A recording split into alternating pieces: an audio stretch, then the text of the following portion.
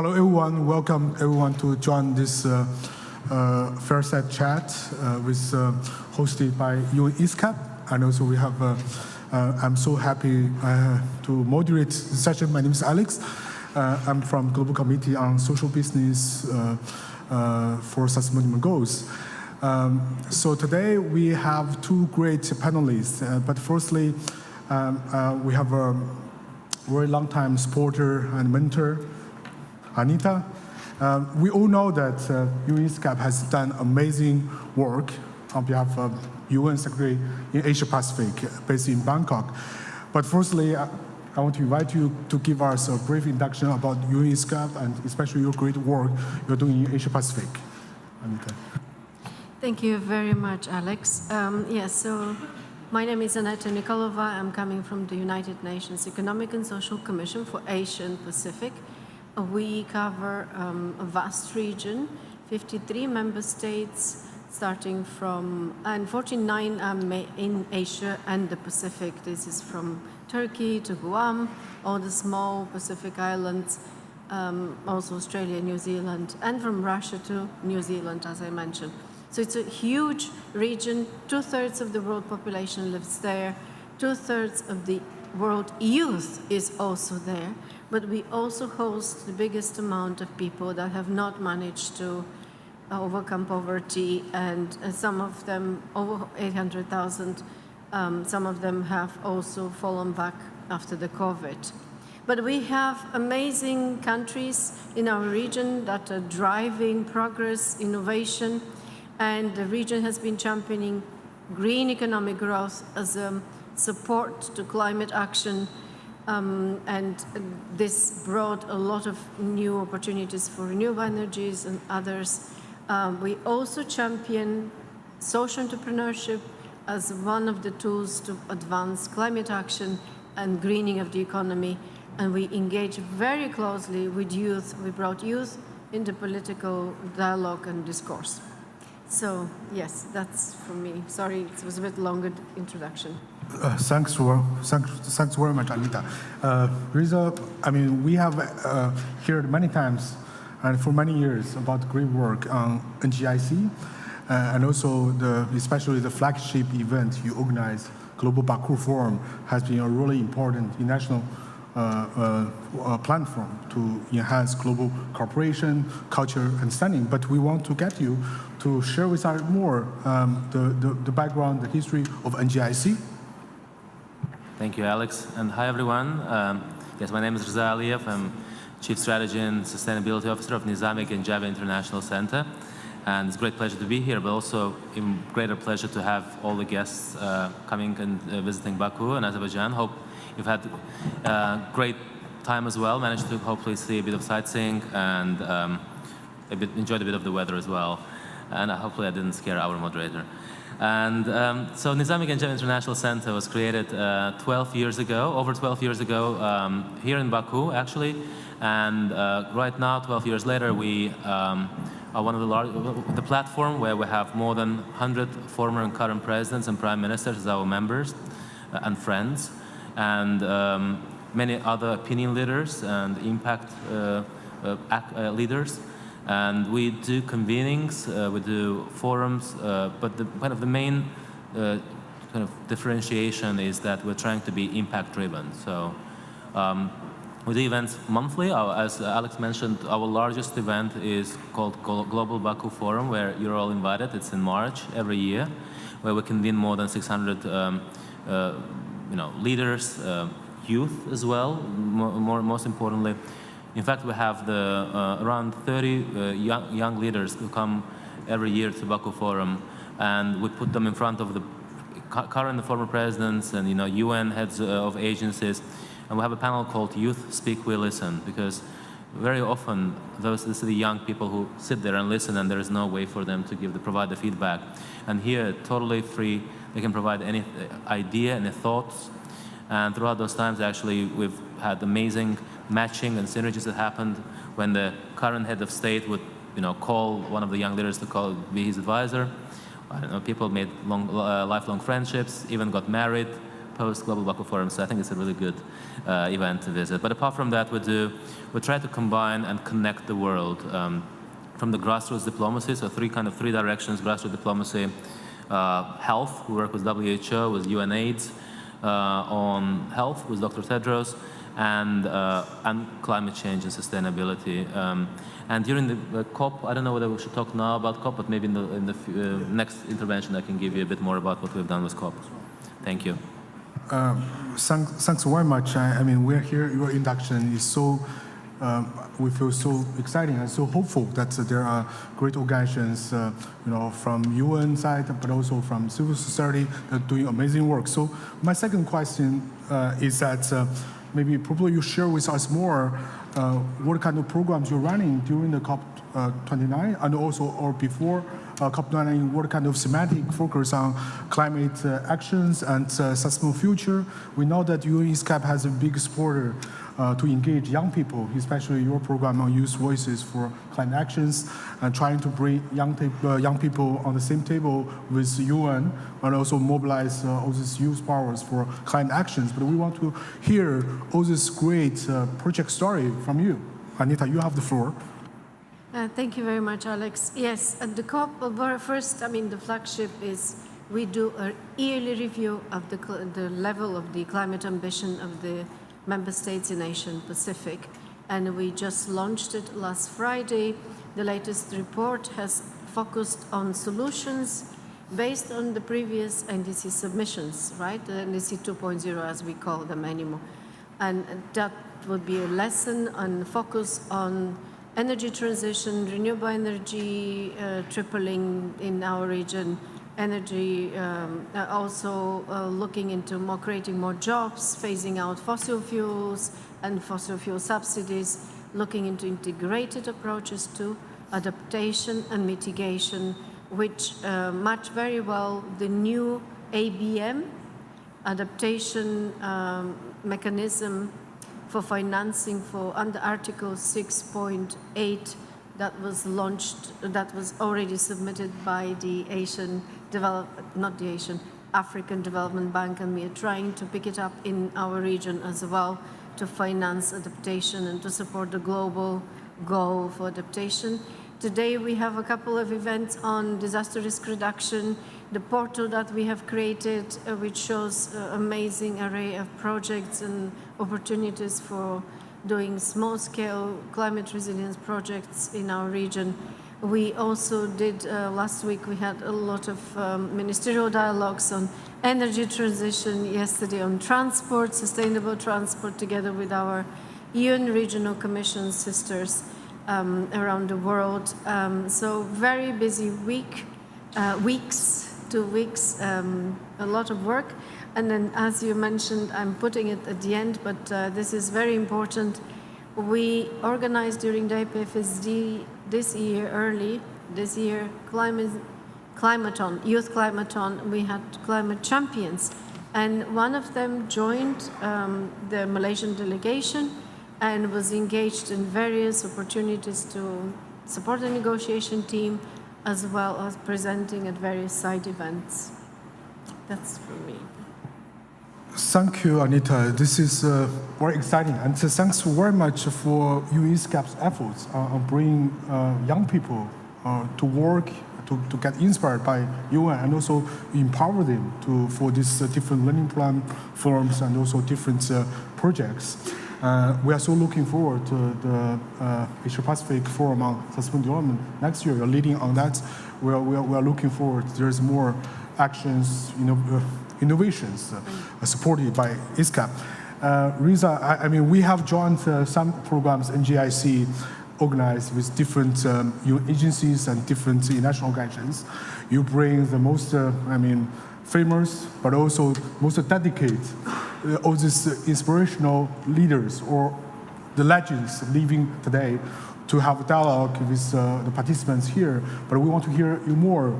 The program NGIC did during the COP29 and also before COP29, I know that you are also engaged with the preparation for that. So what is all this program there? We want to hear insights from you directly. So. Thanks, Alex. Yeah, so I think, the biggest, when Azerbaijan got the nomination to be the COP presidency, it was not much time, ahead. So if you look at the COP28, had 2 years, the LEM will have 3 years of preparation. For us, it was a bit short notice, too short notice, I think. And as Nizami Ganjavi International Center, we brought our offer to help the COP29 presidency, which they kindly accepted. And we've been engaged from day one, from very early in the stage, because if you think about it, it's a UN conference, right? But at the same time, there's a big burden on the COP presidency to push, to do the silent diplomacy, to push the agenda forward in the year where there were so many elections across the world and a lot of fluctuations of things happening. And as NGIC, we've helped the COP presidency as well to create the International Advisory Committee, which has been very efficient. We held a number of meetings with the heads of the UN agencies. And before COP, to create the momentum, but also during the COP for the past 2 weeks, we've been honored to partner with various UN organizations. But since it's Agenda Day today at COP29, I want to start with UN Women and an amazing organization called Vital Voices, which we've partnered with, which is having great sessions as we speak now on gender. And as we're pushing for having ideally half of the negotiators by COP30 to be female. I really hope that it's going to happen. If not, we'll aim for Australia. And when we look at the climate finance, as we say, it's a finance COP, we only see that it's only 2% of the global climate finance goes on gender-related and women-backed initiatives, and we want to increase that to make it at least 50%, because females are 50% of our population. We work with UNDP quite a lot, so with Achim Steiner, with UNAIDS, with UNCTAD, with ITU, with United Nations Office of Geneva, with WHO, as I mentioned, with Dr. Tedros. So all of them have been great supporters, but also managed to find the valuable time to really come and discuss and find the right impacts. Because one thing which we forget when we say, oh yeah, it's an enabling COP, it's the finance COP, but climate change also has massive, massive impacts on health, on migration, on global peace, and on female empowerment, the women empowerment as well. So I think we need to look at it from the intersectional perspective, and that's what we've been trying to do for the past 2 weeks. Thank you so much, both of our great speakers. And maybe before we move to the next round of questions, I actually have prepared some slides, which is some innovation I was involved on the ground, which I can report because all your great work. Maybe we get the slides ready. The slides. Yeah. So on the ground, we are bringing. I think it echoes all this, in the global plenary, the national infrastructure, but there's at the same time is from top to bottom approach. But at the same time, from bottom to top, there's also some different innovations are happening in China. So we can get I think our technician getting slides ready. All the slides? Yes. So personally, I'm working with 2006 Nobel Peace Laureate Professor Yunus, who is actually leading a global committee on social business for sustainable development goals. It is followed his remarks on UN General Assembly 2016, and he said that he thinks the most devoted way to achieve sustainable goals, there are 3 approaches. Number 1 is that we think we should unleash the potential of young people. Number 2, we should make best use of the technologies in the right direction. Number 3, we should apply the methodology of social business. So to follow up his remarks in General Assembly, we have been working with almost 15 member states and also different UN agencies and many business leaders, but also social business leaders to work on to build this cross-generational and cross-sector partnership network to innovate together for SDGs. And every year during UN General Assembly, we have a high-level event in the UN headquarters to invite all the head of states and ministers to discuss different innovations and also different action plans for achieving sustainable goals. And because we are a wide network globally, so in the different region we have different partners.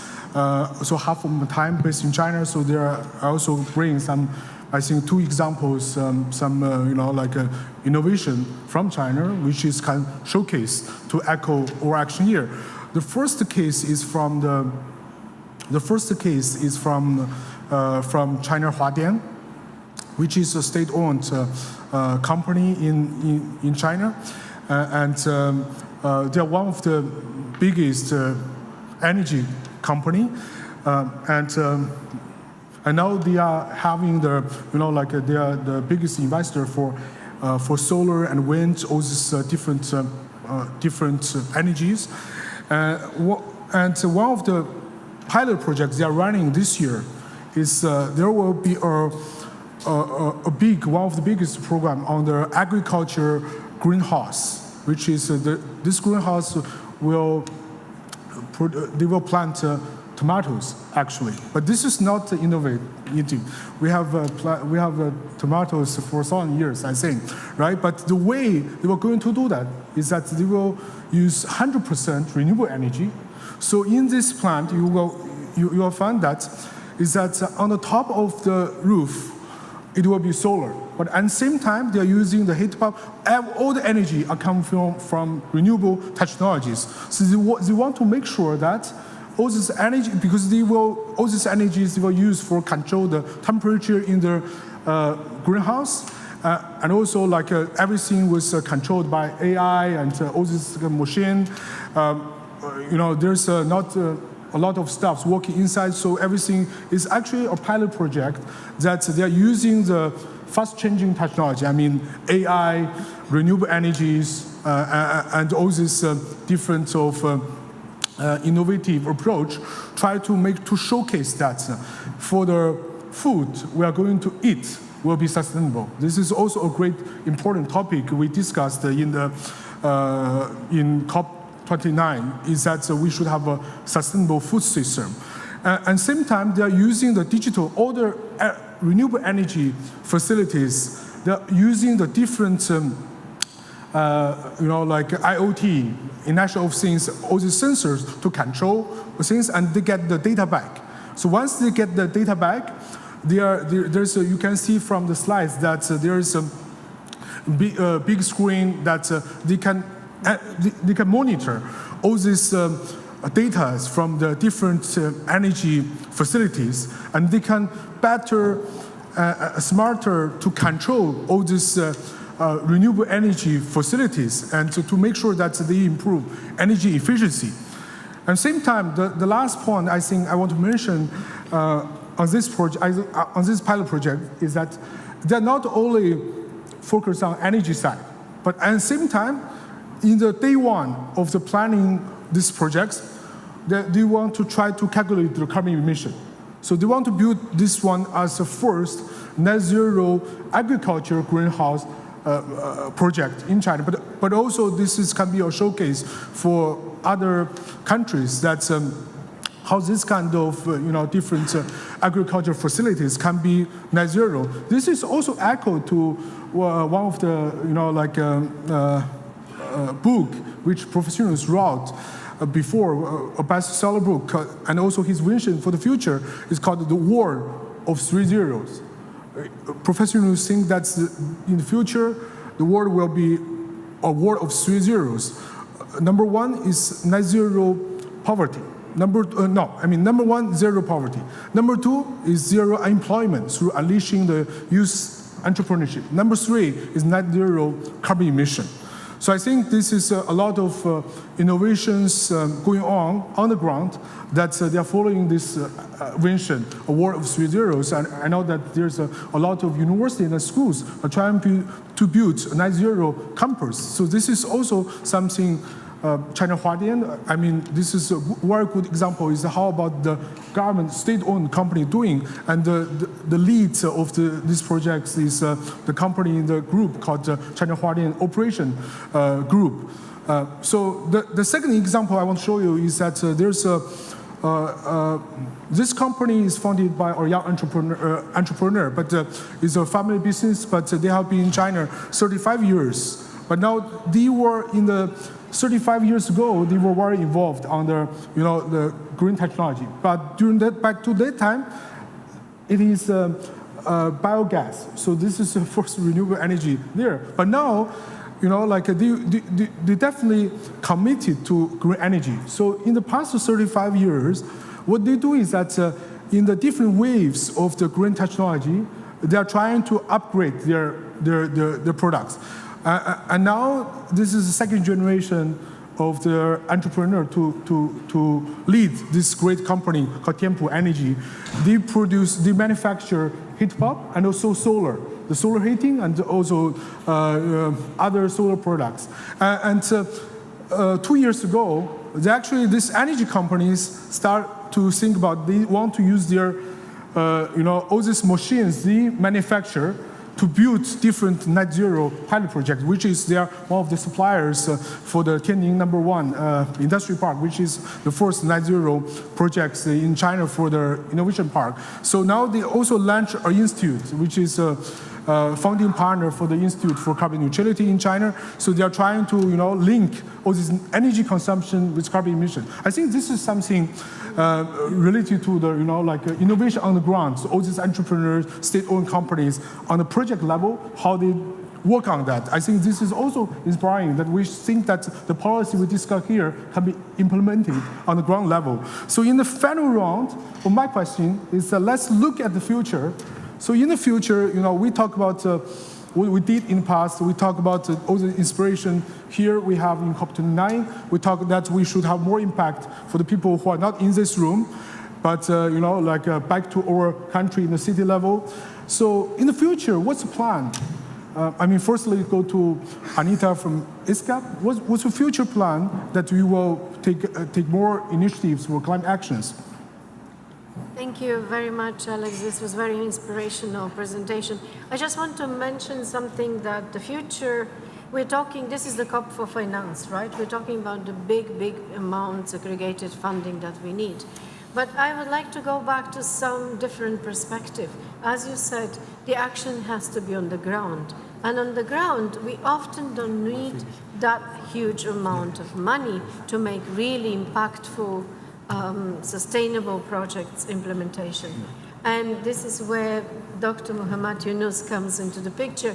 Maybe some of you do not know that he's the establisher of the microfinance in Asia Pacific. This is our own grown tool, which actually led to financing very small projects in the village level with women in learning technician skills, installing solar panels and providing opportunities for water extraction, for businesses for them, for sustainable agriculture. So this is for me what we need to do. Think globally. This is what we're doing here at the COP, but then going home and doing the small little things. So for ESCAP, we will continue promoting more integrated approaches to mitigation and adaptation, and which allow also to operationalize this ABM approach, because adaptation in our region is crucial for climate resilience. It was being neglected for some time. I know that the big impact is in the mitigation, but we need to do more in adaptation, because the most vulnerable, and especially in our region, they're a big number. They are suffering the most, and that can be done through smaller scale projects on the ground. I need to give the word now to President. I'll be very brief. Thank you so much, Anita, and Alex, very inspirational. I would like to thank Professor Yunus actually for inspiring us. I think it's going to be quite intense, interesting years ahead, and we need all the inspiration of our past leaders, like our co-chairs, like President Freiberger, Varavika Freiberger, first female president of Eastern Europe, Dr. Ismail Saragardin, and of course our NGIC Secretary General, Ravshan Muradov, who's been extremely pushing the agenda. But in terms of what's the future, maybe just 3 brief comments. I think we see it as the science-backed, because we have the science already. We don't need to reinvent the wheel. We want it to be data-driven decisions, and we want all the voices to be heard, including youth, including women, including indigenous people, including everyone. I think without that, there won't be any successful future. So thank you. Thank you so much, our 2 great speakers, and you gave great remarks, but also we are in a perfect time control. And thanks to everyone, all the friends and journalists who are here and also watching online. Thank you. Thank you, everyone. They have 3 minutes. Yeah, we can, maybe we can take some pictures. Yeah, thanks everyone. Thank you.